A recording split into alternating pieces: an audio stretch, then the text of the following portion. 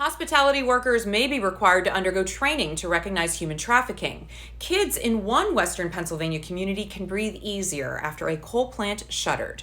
This and more in the Week in Focus for the Pennsylvania Capital Star. First up, Pennsylvania hotels, short-term rentals, and third-party contractors would have to ensure workers have been trained to recognize and report human trafficking, or risk losing their license to operate under a measure in the State House. 43% of human trafficking convictions in Pennsylvania during 2014 to 2023 came from cases in or near Philadelphia. Employers would have to keep records of worker training or face a fine of $100 for failing to produce them upon request by law enforcement or local licensing authorities. 11 states already mandate hospitality worker training on trafficking awareness, according to a summary from the nonprofit PACT. Protect all children from trafficking. Next up, our friends at Inside Climate News report that pediatric asthma ER visits dropped 40% after a coal processing plant near Pittsburgh closed down, researchers found. In 2015, Shenango Coke Works near Pittsburgh was shuttered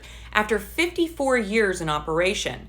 Shenango, which produced coke, a concentrated form of coal used to manufacture steel, was then a major source of air pollution in the region.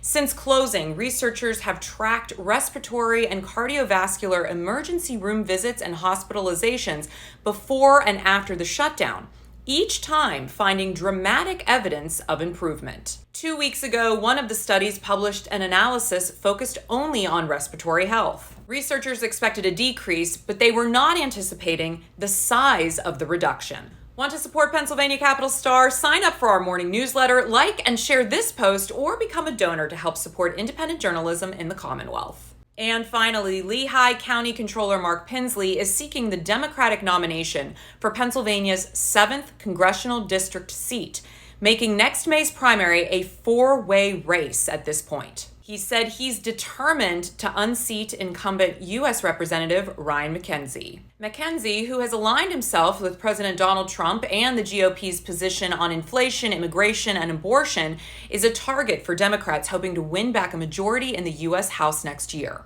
If elected, Pinsley said he would support legislation to provide universal health care, lower prescription drug prices, protect Social Security, and also demand greater congressional oversight of ICE, which received an unprecedented funding increase in the budget reconciliation bill that Trump signed last month. For the Pennsylvania Capital Star, I'm Natalie Bencavanga, and this was your Week in Focus.